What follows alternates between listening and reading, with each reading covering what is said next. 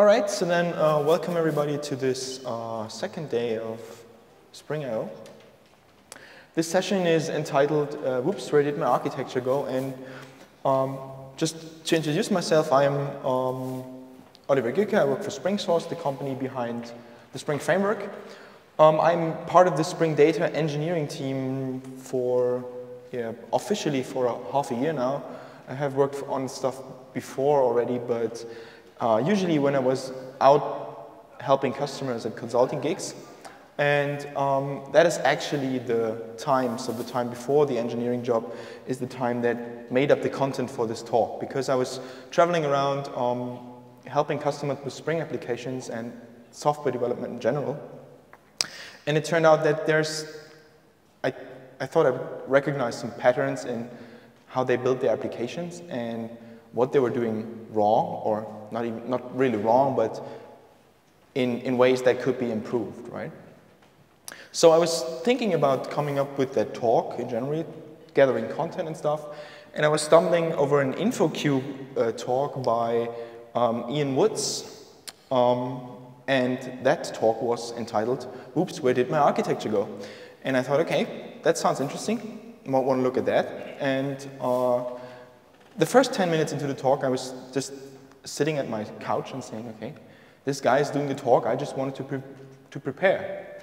And fortunately, after the first 10 minutes, he digresses into tooling space and is very, very open regarding the language he's actually discussing, or applications in .NET and what have you. So I contact him and say, okay, you have this cool talk title, and there's a really neat introduction, and I'd like to borrow some stuff for you. Would that be okay? And he said, okay, just go ahead and send me the slides in case you're finished. And yeah, so that was pretty much the ironic story around the talk, so that hence you probably will find another talk with the same title if you Google for it. I've done lots of code reviews at customers, as I just said. The largest one I did was about a code review over 3 weeks, which is kind of hard because to just look at code and discuss with the developers what they're doing there for 3 weeks is kind of hard and kind of exhaustive. So I've done quite some consulting there. All right, so what I would like to do with you is split the talk into 3 parts. The first one is the Architecture 101, which outlines what I think is or are the most important part or parts for an architect, most important tasks or questions that you should ask yourself, and a general approach how you would come up with an architecture for your application. I'm not talking about enterprise architecture in terms of software systems combined or in the combination of software systems in your company, but rather how to design and structure an application. We will show you some tools which you can use to do so to come up and monitor an architecture. And I want to take a step back in the second part, just thinking about, okay, there's all these tools, fine, but what can I do with a plain Java-based approach? How far can Java take me? How far can I take Java means to improve things on the architectural side? Right? Yeah, and the third part is a tiny open source project I coined, which is called Hera, which I subtitled The Smallest Plugin System Ever, which we developed alongside an architecture gig I did about 3 years ago, which is about modularity in Spring and how to improve your applications, make them more modular and stuff like that. Have a look at that. Okay, so another thing I borrowed from a colleague of mine from Germany, actually, is the so-called 3 C's of architecture. It turns out if you Google for the 3 C's of software architecture, you find quite a lot of definitions. And the one I like most is the one of constraints, complexity, and change. So constraints says, okay, an architecture has to fulfill certain non-functional requirements. Yeah, you've got to incorporate security, performance, what have you. You have to manage complexity because a system usually is complex, that you have to decompose it into subsystems, modules, yada, yada, yada.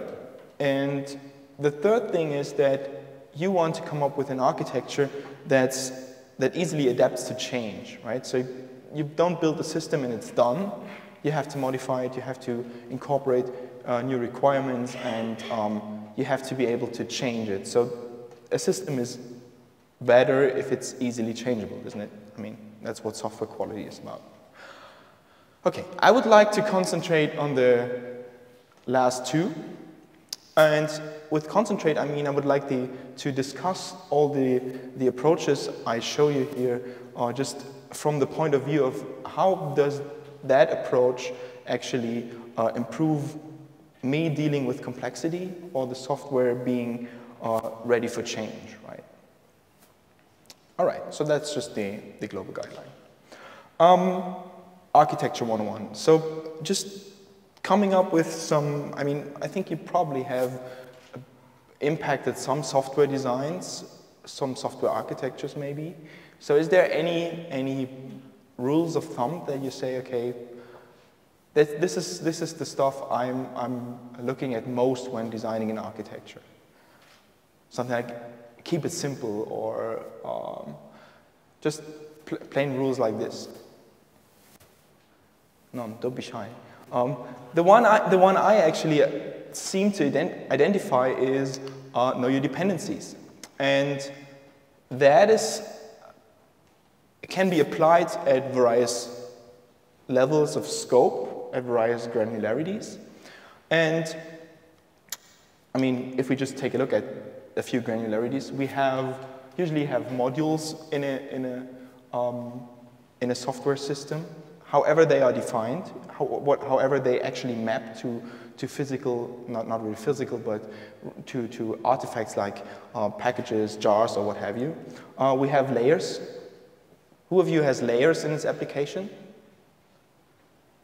I'd argue none of you have, because what you actually have in your code base is conventions that make up layers, right? I mean, you call your service layer artifacts or classes user service, what have you. That makes it a service layer. But there's no real actual implementation or no representation, no implemented concept of a layer in a software system. The same with slices. Is everyone familiar with vertical slices? We will go into that into detail in a few minutes. But essentially, it's just like taking layers and turning them around 90 degrees and making, or trying to chop up the system into business slices, defining, okay, this is, let's say, the customer management, and this is the account management or the contract management, and then defining which of the slices is allowed to depend on which other one. And actually, the crossing of those two concepts make up the modules internally, right? And what's the last part? We have subsystems. Yeah, that's what you actually get from slicing things up like this. So just having or knowing the dependencies on that conceptual level usually transfers in some way to knowing dependencies on the actual Java level, right? And that's quite important because, I mean, we have done this for Java archives quite a lot. I mean, you probably use Maven, or if you use Ant, then you probably have Ivy or some kind of a system using or used to define what other jars you depend on, what software parts, and you might want to come up with, or chop up your system into different pieces that have a dedicated dependency direction as well, right? So there's means to do that. Let's go with the last one then. With classes, we have similar means. I mean, you're all probably Spring users, so you've heard of dependency injection, at least heard of it. So you have classes that define their dependencies, right? Either through constructor arguments or setter methods or what have you. And between classes and a Java archive, there's some granularity in the middle, which is the package. And it turns out, or at least that's my experience from the consulting gigs, is that very little applications or very little architects really think about, okay, how to structure my packages. Just to give you an idea of, have you, in your application or in the application that you work on, are you using classes with package scope? Who does that? Why not? I mean, it's there for a reason, right? We have public, protected, package, private. So you mostly use the three of them, but never use the package one. Why is that? I hope I can give you an answer or an approach how you can use it much more and improve the visibility of your components or the non-visibility, dependencies of layers and slices. I want to go into that topic a bit more because it's crucial to understand or come to the package model that I would like to present you or propose to you to at least have a look at and see if that might improve the structure of your code a bit. So developers are usually familiar with chopping their, at least conceptually, chopping their software systems into layers. So that's what we learn at university. So you have, let's say, presentation layer, service layer, repository layer, or DAO layer, if you want to say so. And that's what I think it was software design 2, I think, at my university, where you get introduced to that, and I mean, it's pretty much well known and everyone knows that. And we also learn that these layers are allowed to depend one on another, but not, let's say, from the downside up in this case, right? We even might restrict the layers to only depend on the direct one below it, but that's not strictly necessary as long as there's no cyclic dependencies between layers. So if layer 3 would depend on layer 2, that would essentially make them one because you can't change one without affecting the other. That's the reason why you want to avoid cyclic dependencies. But generally, we're used to that and we got that. What much less people actually care about or think about is chopping your system up horizontally into those vertical slices that I mentioned. So you say, okay, what you do here is you go ahead and think about what business or what actual business slices you have. Like, let's say an application, then I'd argue that the customer slice doesn't even have to know anything about the contracts being applied on them, because you could perfectly have a system that knows about customers only, right? Just from a logical point of view. But to reasonably work with contracts and edit them and have stuff like this, you need the customer information as well, right? So there's a natural dependency between the contract slice, let's say it's slice, or in this case slice A, and the customer slice, which might be slice B, and then you have some very core functionality with your users, with your roles, and what have you in slice C. So you come up with a dependency graph in turn, just like you came up with a dependency graph for the layers. The crucial thing here is that coming up with the slices is usually much harder than coming up with the layers, because, I mean, the slices contain the business information or the business requirements and are driven by the business requirements, where the layers are actually technical things. Because I'd argue no customer in the world will pay you just to create layers, right? I mean, you have business problems to solve, so coming up with technical layers is fine, but let's see where that leads. So to summarize, layers are well understood by developers. They are more technical. They are less important to business, as I just said, whereas the slices are the much more trickier part, but I'd argue the more beneficial part when it comes to maintainability. Because if I can define or chop up my system just like this and define the allowed dependencies between slice A, B, and C, I can perfectly change slice A entirely, rewrite it from scratch without affecting the functionality in slice B and C, right? And that is actually quite key to extend an application from a functional point of view. Yeah? One aspect playing into this is usually that, I don't know, I've seen, most of the teams I've seen, you don't have a developer that develops only the service layer, right? No developer only changes the repository layer, or I mean, in some cases you have pure UI developers, of course, but beyond that, or below that, it really is a much more slice-oriented work, where you say, okay, I have to change the customer edit form to contain a new field. That requires UI changes, that potentially requires changes to the service layer and to the repository layer.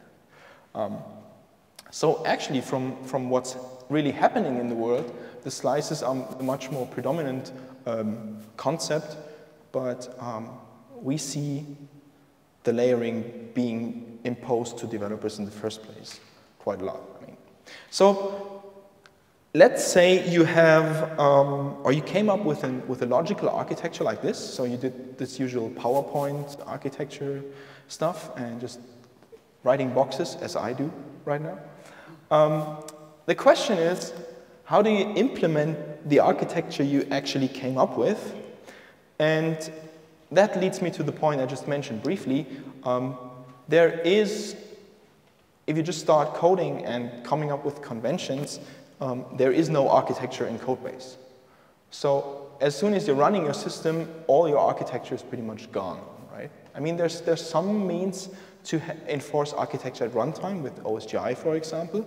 But if you just deploy a plain WAR file, the Java virtual machine doesn't really care if you call a service that you actually are not allowed to when you define the architecture, right? So from a logical point of view. So implementing the architecture or coming up with means to actually translate the logical architecture into code is the first step. And now you've done that in the first place, you want to make sure, or it's not about only implementing it, but it's about enforcing the architecture or keeping track of the logical architecture defined being still, or yeah, that the code base actually reflects what's defined architecturally. I mean, I have stopped counting the times when I came into shops and say, okay, you want me to review your code, so what's your architecture definition? And then you get either a 200 pages Word document or something. Okay, I can just go back and read this for 3 days, or you can give me some high-level 10 pages, what have you done here? Okay, then they come up with something like this, and then I get that, and then I read that, and then, okay, where's the code? And they show me the code, and then we see that seem to be two different things here, actually, right? And this is nothing uncommon, so in case that's the very same for your application, no problem. I mean, not no problem at all, but at least you're not alone with this. So what can we actually do to, in the first place, implement the architecture or even ensure it? There's the most, or the tool or the approach that is used most often is actually static code analysis, which you can do on a variety of levels. Have you heard of JDepend? Not yet. Okay, that's cool, because I'd probably just show it to you. So what JDepend does is it analyzes the code that you pretty much have. By the way, all the code samples here, I probably have to turn up the font a bit. All the code samples that I show you here are on GitHub and executable and documented as far as I could actually get. Let's go to the Java editor text font. Take this one to 14 as well. All right. So what you see here is a variety of projects. The one I would just want to go in with you is the packages before. We will take a look at that in more detail when we go to or come to the discussion of the package model. Won't be too far away, I hope. But what JDepend actually does, it's either a command line tool or a tool that you can put into your build process or just use it from inside your IDE with the Eclipse JDepend plugin. It just allows you to right-click it and say, run JDepend analysis to your source folder. And then it calculates a variety of metrics. And the most interesting part, actually, to me, is that it discovers package cycles. So it just analyzes the types and the dependencies the types have and you get a list here with all the package cycle, or with the packages listed, and the packages other. I mean, this is the service account package here, and it depends on. You see, it should depend on yada yada yada. Where is it? Come on. It depends on domain customer. So actually, taking a step back, here we have two slices here: customer slice, account slice. Should have probably introduced that properly. And we have a few layers: the domain layer, repository layer, service layer, web layer. And you see just by the yellow markers here, there are package cycles in this, or there are package cycles where this package is taking part of, right? So what we will see actually is that, probably just switch back to the Spring console, to just show you the root of the cyclic dependency is that we have accounts that belong to customers. So we have a dependency from account to customer, and the customer actually holds a list of accounts, right? So these types are have a cyclic dependency, and it's pretty much mimicking the sample that I gave you before, saying, okay, I'd argue that we could easily have a system that can only manage customers. It would be an address book for some kind, right? But for the accounts or contracts a customer has, we need the customer information. So what I actually would come up with is an architecture saying customers is the core slice, and accounts is allowed to depend on customers, but not the other way around, right? So that's actually, or that means that this here is actually the dependency that breaks things. And you can find out about the package cycles with JDepend easily. The problem is you get no clue at all on where it is, right? So where are the actual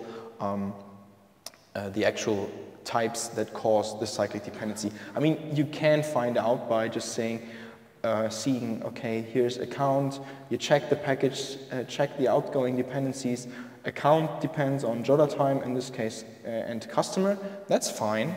Okay, take the next one, and you see, okay, the domain customer package depends on domain account, and then you have to know your logical architecture, and then discover, okay, this is the problem, and then you can step down into the classes, and you see, okay, this class is causing the dependency, and yada, yada, yada.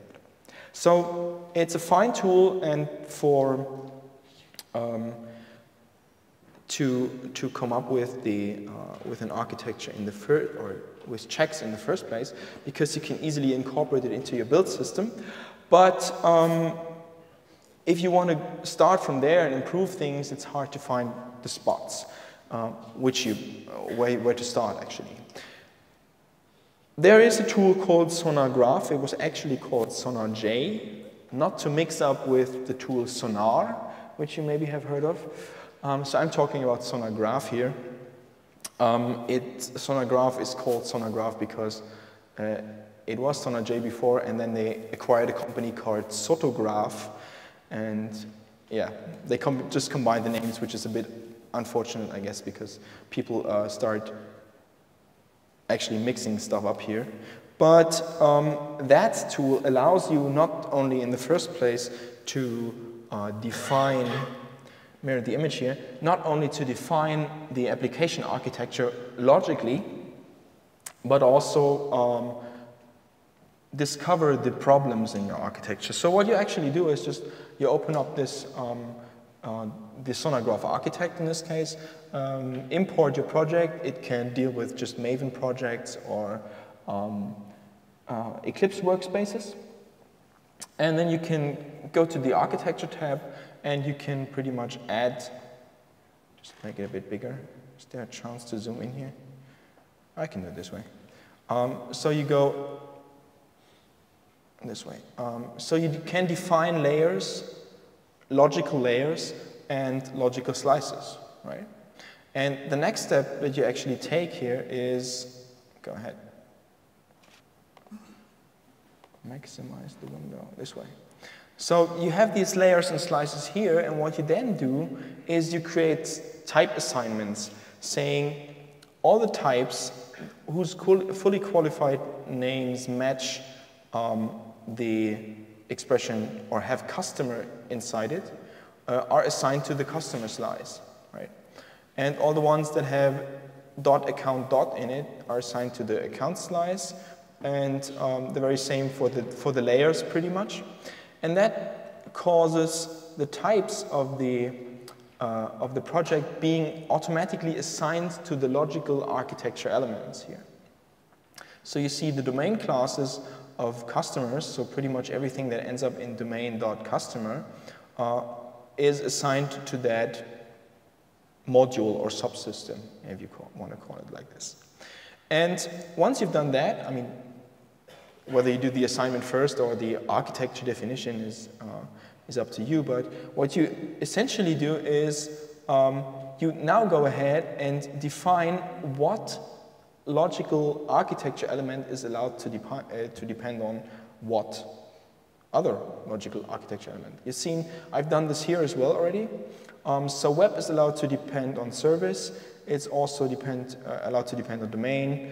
And as you see, I'm not insisting on the next lower layer, actually, but only directed dependencies. That's why it's ordered this way. And much more important, our business or our slice dependencies saying accounts is allowed to depend on customer, right?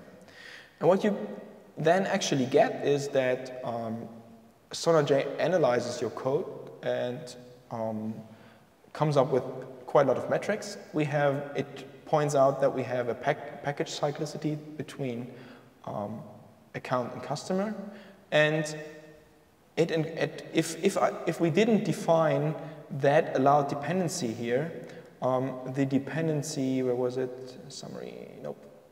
Architecture, it was here, right? Where's the overview tab? Dashboard, there we go. So as we've defined that account is allowed to depend on customer, we get this red arrow marker here and see, okay, the customer class is depending on account, which it actually shouldn't, and then it points us to the place in the source code, right? So you can come up with rules, monitor those in here. It will show you all the cycles in here. It will show you where's the architecture violations stuff. Yeah, we have architecture violations. It lists them all here, and you can pretty much work from here. It allows you to do much more sophisticated things. You can do virtual refactorings, something like, okay, assuming we move this class from that package to that package, how would that affect our architecture report? And as soon as you're satisfied with the result, you can just export the refactorings that you've done virtually to the code into a task list and then just recap that in Eclipse. All right, so quite a neat tool that you can use as an architect of software to define the architecture and to monitor it. But the problem is you're not working alone, right? It's not your only software system, and there's quite a few other co-workers that probably will mess up the software while you just stop measuring it, and the next day you're pretty much screwed because everything's red and what have you. I mean, it's not every developer is as perfect as you, probably. Yeah, I suppose we're writing perfect code only. That's why we're here. So the cool thing about it is that there's an Eclipse plugin that allows you to actually import the SonarGraph architecture definition into your workspace, assign the architecture definition to the projects that you have in your Eclipse workspace, and then you can define how strict you want to be with the architecture rules being applied. And I configured the Whoops architecture project to trigger warnings whenever I validate my architecture, right? So, and that actually causes that yellow arrow marker here, because as soon as you really introduce a dependency to a given logical architecture element, it comes up with a hover saying the usage of yada yada yada account is forbidden, vertical slice customer may not access vertical slice accounts. Right? And you get that immediately as soon as you've just got the class to compile. It will just show you, okay, this stuff is or here's some violation. That doesn't mean that is necessarily an error to introduce that dependency.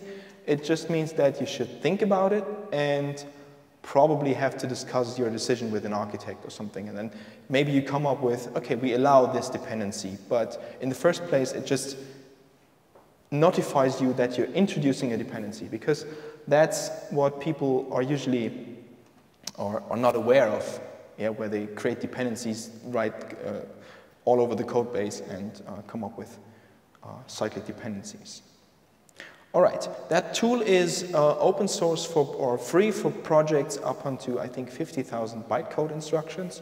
For open source projects, you can just so if you're developing an open source project, you can just ask for a free license as well, and beyond that, they charge per architect and per developer license. That's pretty much it. Okay, so we're already halfway through. That's a bit of a pity because, there we go.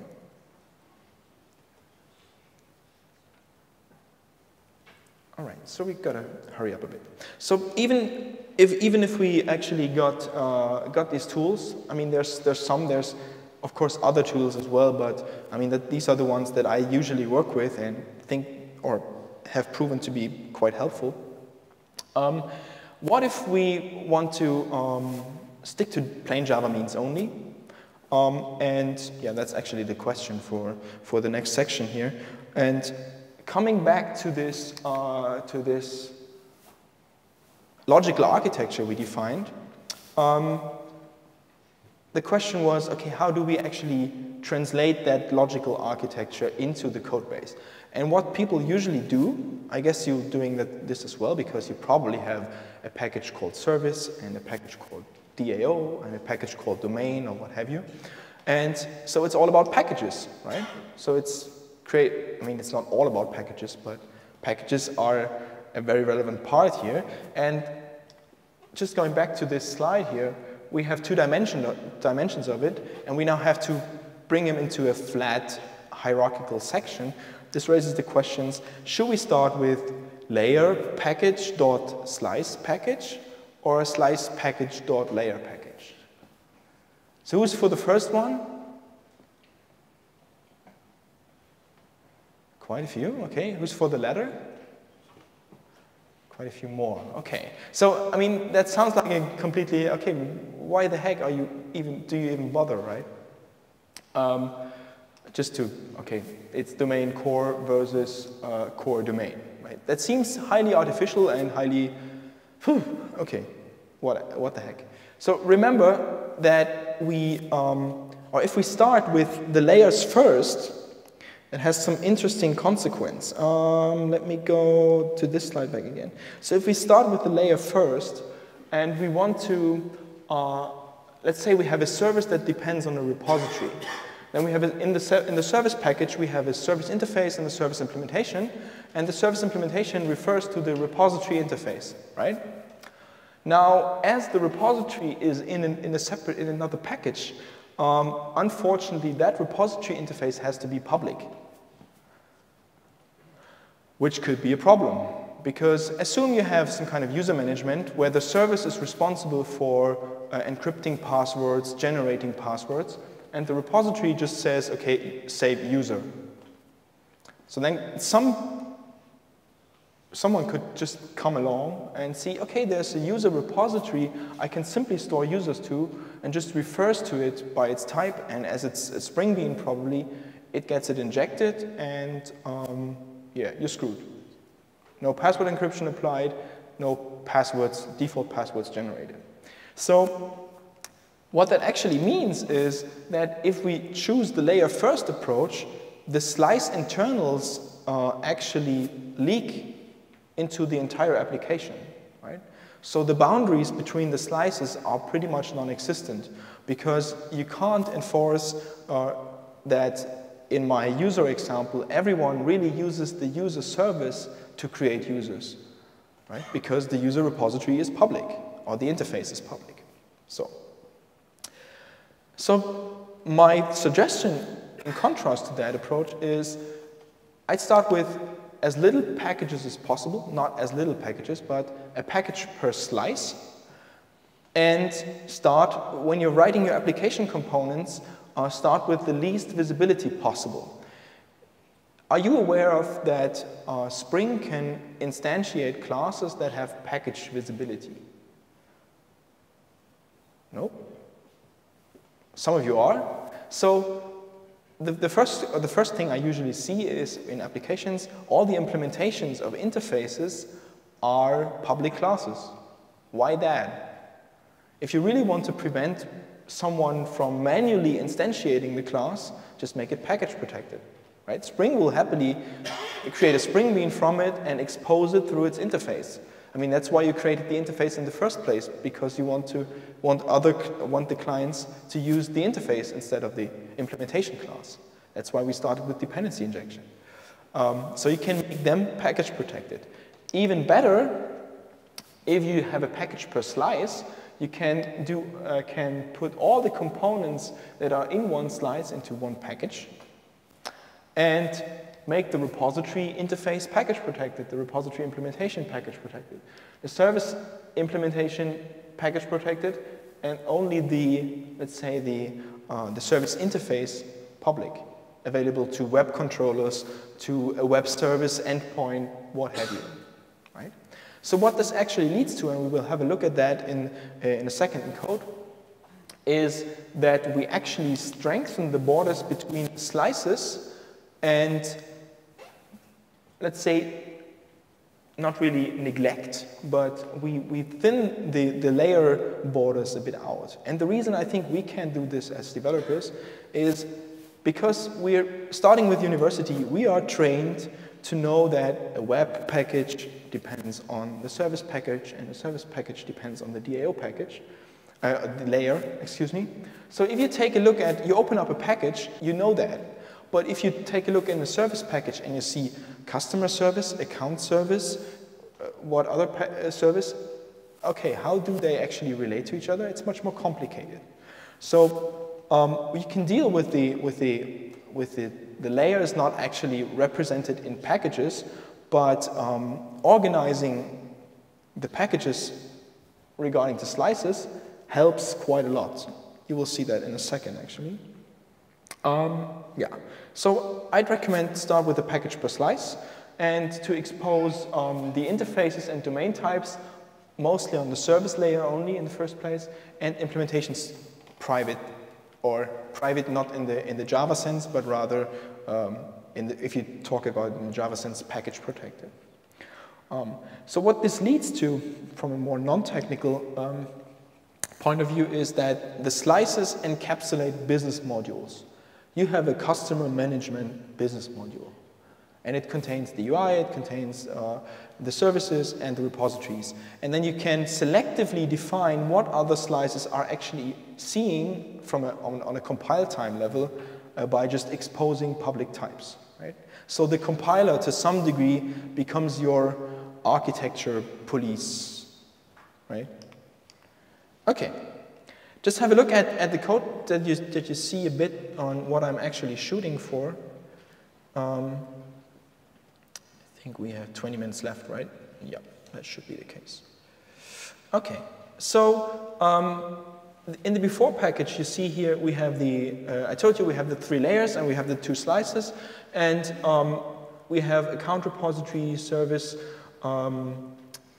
service customer, and service account, right? Just take a seat here. What you see is that all the types, without even just looking at the actual code, you see these types are public, right? I don't think I have, I haven't gone ahead and made the repository or the implementations package private. So the first thing you could do is just remove that public in here. and just cause that pretty much the compiler actually can't see this type outside the package. So you prevent access to it from other places. Everyone has to refer to the account service to actually get access to the functionality. The service number generator here, I started to just peek into what's possible with that approach, is that the customer service generates customer numbers for new customers created, and we extract that logic into a customer number generator. And as this one is local to the, or it's an implementation detail of the customer service, it's a package protected class here already, right? And we can even go further with that because right now the customer repository can be accessed from anyone, which might be a bit problematic. It's not really the case in this case. Oh, it is. You could call a save method on customer repository without generating a customer number in the first place. All right, so the alternative approach looks something like this. I've broken the test, yes, successfully. Yeah, because that's what I was actually showing you. If you have a public class, someone could just access the class from somewhere. I mean, in this case, it might even be okay, which I'd argue, okay, why do you have the interface in the first place then? But if you want to prevent that kind of access, just make the account service package protected. So, yet another thing you don't have to monitor with SonRJ with something. Okay, so the alternative approach actually is looks something like this. I've separated web from, or I actually created a package for the web layer for a very single reason that usually it might make sense to separate the entire web component from everything up on top of the service layer because the web introduces a hell of a lot of new dependencies like Servlet API, Spring MVC, and by just even you could do this with the packages after project here as well. Extracting a dedicated web project that has a dependency on this actual server implementation and then only has the dependency on Spring MVC and Servlet allows you to manage those dependencies more as well. So that's why I just created that stuff here. But beyond that, the account slice is pretty much implemented in the account package. It has a public domain class. It has, in this case, account configuration. That's just Spring Java config. It has a package protected interface, account interface for the repository. It has a public interface for the account service. And it has a package protected class implementation. So everything that's visible from the outside here in terms of business code is the account object and the account service, right? Okay. Right. There's quite a few test cases that just show how this works with in this case, with Java config. Yeah, okay. Right. It's runnable projects. You can have a look at those and just play around with the visibilities and actually see. I think the SonRJ definition should be within the project as well. All right. So slices before layers, that's pretty much the essence here.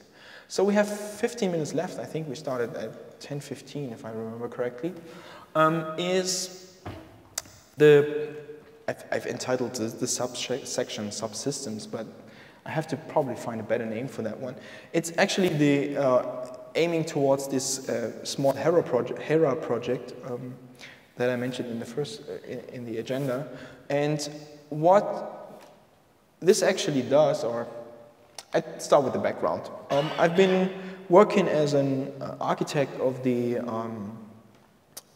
for a German public bank. I mean, I was not employed by the bank, but I was in the project there. And what we did was we actually rewrote the real-time connection from the trading to the risk management. So we were just actually listening to a message broker, a typical message broker, and actually getting messages of deals being processed. So buy 200 stocks of VMware, for example. And all that stuff pretty much flew through our system, and we had to transform those messages into another format that the risk management actually understood, and just pipe the deals into the risk management. So yeah, that was where this project actually originated. It has grown into, of course, an independent project from that, actually, and has been, I pretty much recommended that tiny library because it's really tiny. It doesn't do a lot, but what it does is quite helpful, I think, to quite a lot of other Spring Source customers. So it's in charge at Visa and some other public British banks, big British banks, but yeah. Okay, what was the challenge? Systems grow big.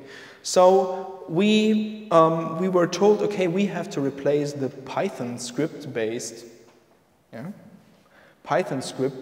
connection of the real-time trading to the risk management by a Spring-based Java application, right? So when I came to the project, they had planned for EJBs and WebSphere 6.1, and I mean the former architect, which yeah, was told to go then for whatever reason. But we wanted something more simple. We decided for Spring. That's why I came actually to the project. And we had the challenge that we couldn't actually replace the system in one go, because there were quite a few financial instruments to replace, or the deals were trading financial instruments, and they were categorized. Let's say we have equities, we have options, we have certificates, right? And for business reasons, they decided they wanted to go with instrument category by instrument category, right? So we needed a system where we actually implement some kind of general functionality, and then have dedicated functionality for options and dedicated functionality for equities. And it should eventually become a very big system, but if you remember the two C's, the main challenges was, okay, we have to somehow get hold of the complexity. So that was actually the approach to say, okay, we go instrument category by instrument category. And as we want to add, let's say, modules or plugins that actually contain the business logic for that specific module, that was influencing the change part. Right? So we start with equities only, maybe, and add the options half a year later, if they are implemented correctly. Okay. So the crucial challenge was, from an architectural perspective, I mean, there's performance, security, of course, but just from a software quality, software maintainability standpoint, it was, okay, how do we localize change? How do we actually make sure we don't have to touch quite a few places just because we now add options, right?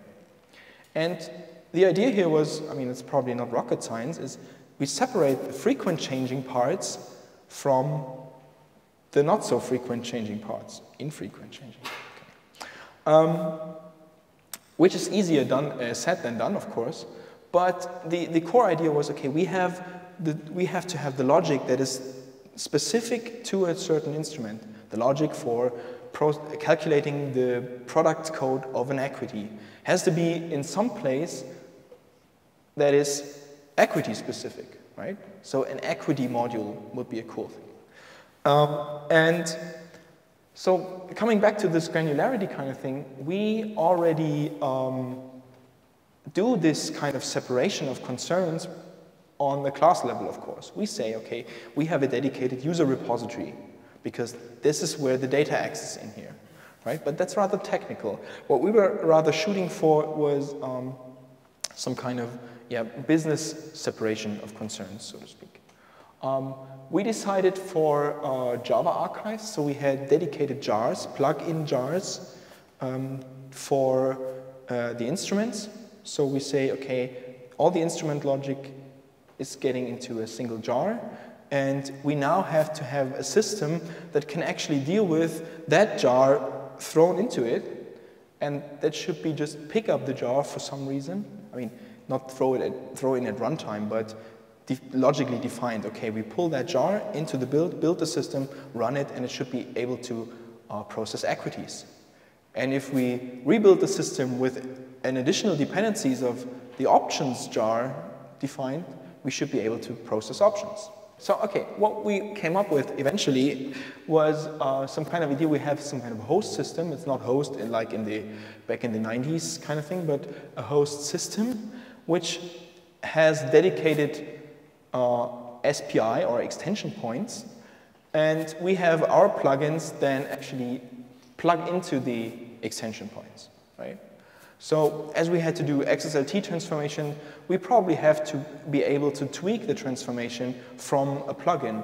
As there are validation rules for the XML, we probably have to have instrument-specific validation rules.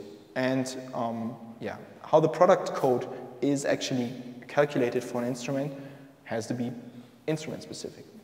So this seems to cry, or it seems to be like something that you want to approach with OSGI, because you get all the extension points and stuff like that. Unfortunately, we were stuck to a plain web environment. Like, I mean, not plain, it was WebSphere for the annoyance of the IT administration. But eventually we ended up with a plain java-jar application that actually did the trick. But generally no OSGI. Okay. We had Spring, which we're shooting for build time composition, so that's what I meant with, we don't want to drop a jar into the application at runtime. We'd rather have, in this case, Maven, and define, okay, we take our host application, we take these 3 instrument plugins, we build an artifact of that and deploy that into production, right? So that it's controlled when we upgrade an instrument-specific plugin or what have you. And what's the last one? Oh yeah, and we want to localize change, which means we don't want to touch the host system just because we add one of the plugins, right? So no configuration changes. It should immediately pick up the stuff correctly. Okay, the idea was to just package the stuff together into some kind of additional or an application, the actual application pulled in the host system, which was internally structured into modules as well. But it could have been just a plain jar and the plugins, and by some magic, they find together and actually execute the logic they had to. Okay, but what's the magic in here, right? So what is actually working? So the question is, how do we make the host aware of the plugins? So assume you're bootstrapping a Spring container. How do you make or struct or create a configuration that is so flexible that it would pick up Spring beans from other components, from other jars, right?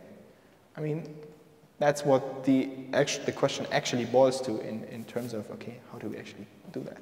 And I don't know if you're aware of that. There is some means to scan not only the class or import resources from the class path, which is in the XML way, it's like, okay, doing class path star. And then we agreed on a context location, a configuration location. And every plugin jar pretty much put a configuration file in that place, which caused that configuration to be pulled in at application start and the Spring beans to be instantiated in the plugin, the Spring beans defined in the plugin jar, right?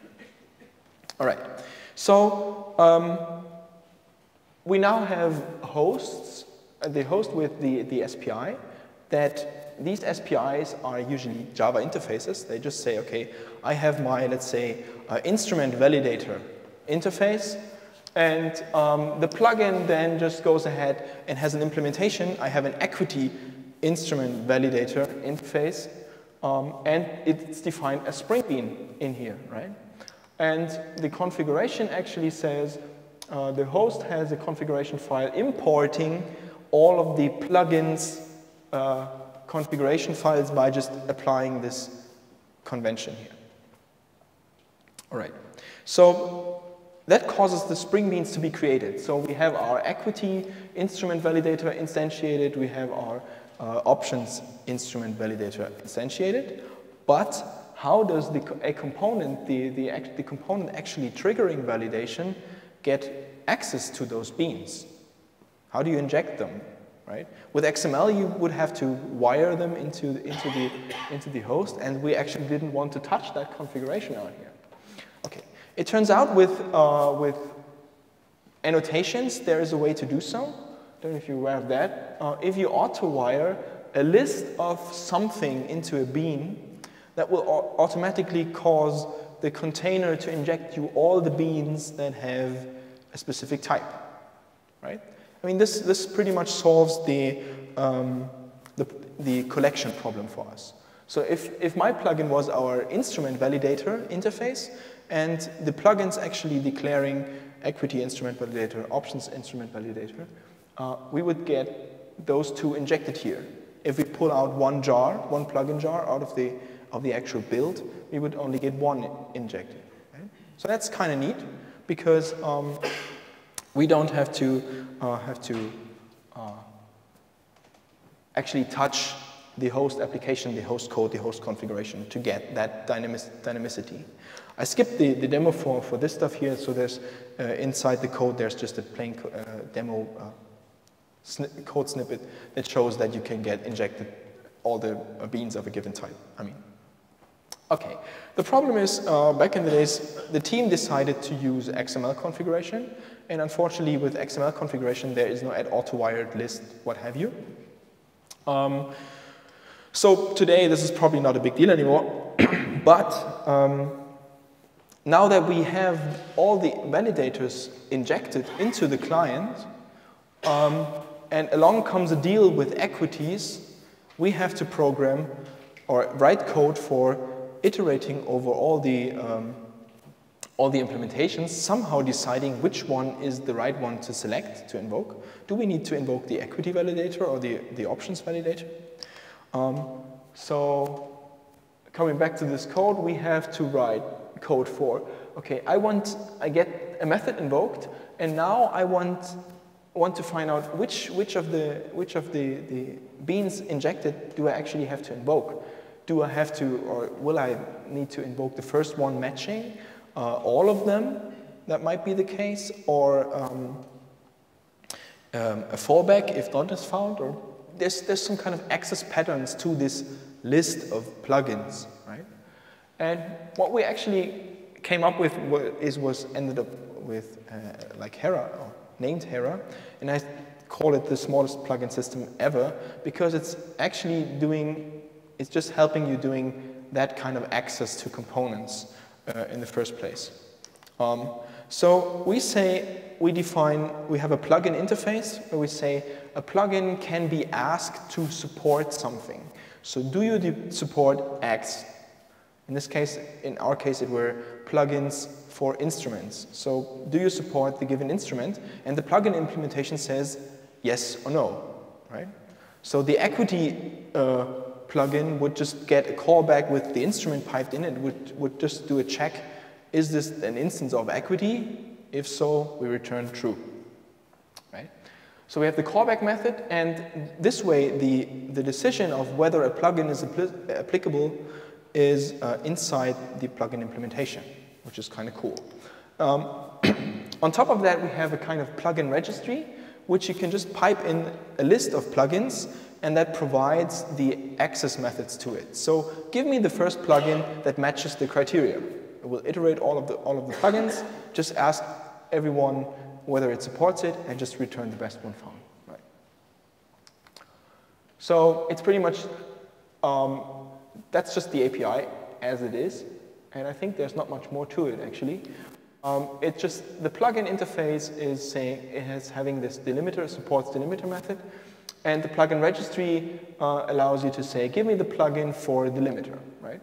So what we would go ahead with is, so on the client side, let's start with the plugin here.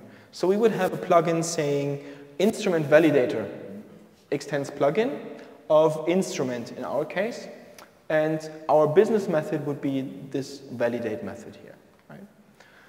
A client would then say, okay, I want to have a plugin registry of instrument validator for instruments and get that one injected.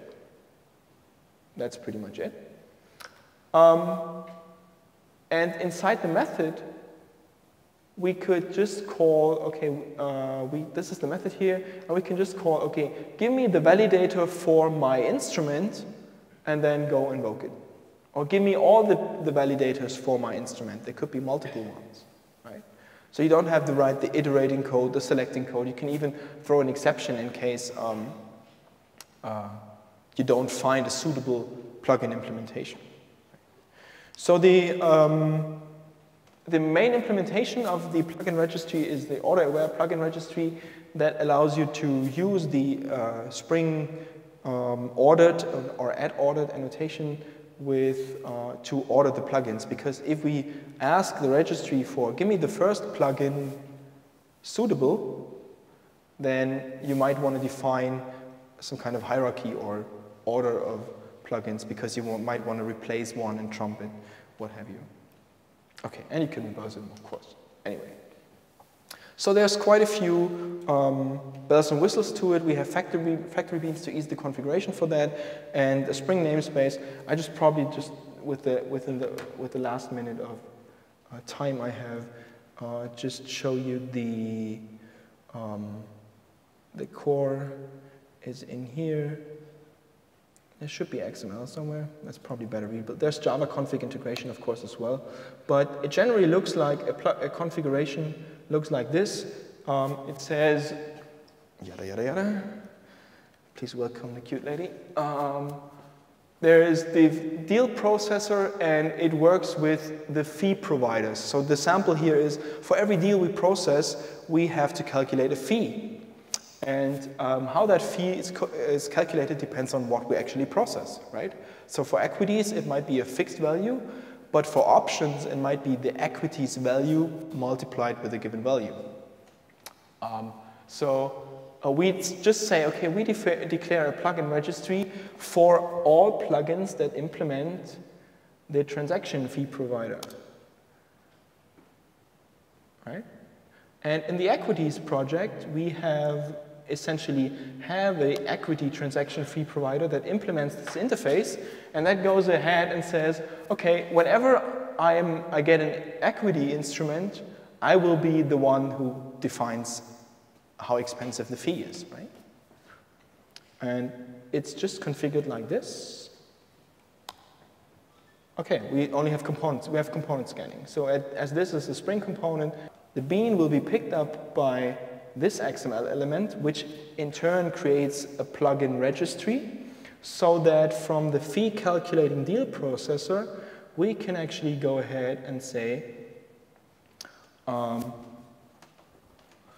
we need all the transaction fee providers, and then we process the deal, and to find out how much we have to charge the issuer pretty much of the deal, we ask the fee providers, give me the one that's suitable for the instrument the deal is actually working with. So if it's an equity deal, then we will get the equity transaction fee provider here, but we don't care at this stage. And then let the one that we found calculate the transaction fee, right? Yeah. The example is a bit more sophisticated. It just shows how the plugin can in turn actually use a plugin registry as well, because if you just imagine the equity transaction fee provider just said, okay, if it's a VMware equity, then it's free, which is cool. But otherwise, you have to pay, let's say, 10.5% or euros or what have you. But for the options, we actually can define our business logic in a way that we say, an option always has an underlying instrument, so an option for a VMware equity. So to calculate the fee, we can actually get the underlying from the option, ask the plugin registry in turn, give me the transaction fee provider for that underlying, calculate the fee for it, and then multiply it with a configurable multiplier, which is 1.2 in this case. So if we go for a multiplier of 2, then you would pay 10 euros 50 for an equity of VMware. But if you have an option for VMware, you would pay 10.50 times 2, right? Or times 1.2 in this case. And just depending on what stuff we have done here. So just coming back to the complexity and change thing, to sum things up. Of course, this creates some kind of indirection, and you have a little bit of infrastructure to deal with, but this allows you to really localize the business logic for, in this case, equities, options, into a single project, right? So all the equity logic is inside the equity project, and all the option logic is inside the option project. And still the system is able to cope with just the option plugin removed from the system, and we can still process equities and what have you, or the other way around. That was pretty much the main challenge here, and I think the project itself is 3 or 4 classes, so it's not that much of a deal. Most code is going into the namespace, and beyond that it's just factory bean and what have you. So even if you're not keen to really use it as a dependency, just copy the classes and you're done. I mean, yada yada yada, this way. Okay, so we should be done. Then it's Apache 2.0. It's soon to be on GitHub. Yeah, I thought I could finish this yesterday, but we were stuck at the party actually. There's Spring integration for the Hera stuff. In case you use Spring integration, you can just dynamically pipe in a message into a plugin matching some criteria, but that's probably far way beyond this sample. I could do a demo of this thing as well, but the key takeaways here is know your dependencies, not only in Maven and jars, but rather within classes, within packages, between packages. That was the one thing here. On every granularity, that was the point actually, and starting with visibilities and scopes of types that are a bit stricter. So don't start with public by default, but get lenient or make classes public when necessary, make types public when necessary. And that's pretty much it. All right. So credits again to Uwe Friedrichsen for the complexity and change thing, and Ian Woods, the talk on InfoQ. These are actually links here. So in case you get access to the slides, you can just refer to those as well. All right. So some resources still. I listed the Spring Data JPA project because we're using Sonar Graph in the Spring Data project. That might be helpful to have a look at Sonar Graph as well, and the Hera project on its current project home. All right, so I'll be around for quite a while. I have to leave, unfortunately, at noon. So even in case you have questions, feel free to just come by after the talk right now, or just drop me an email. The email address should be in the first slide decks. Thank you very much.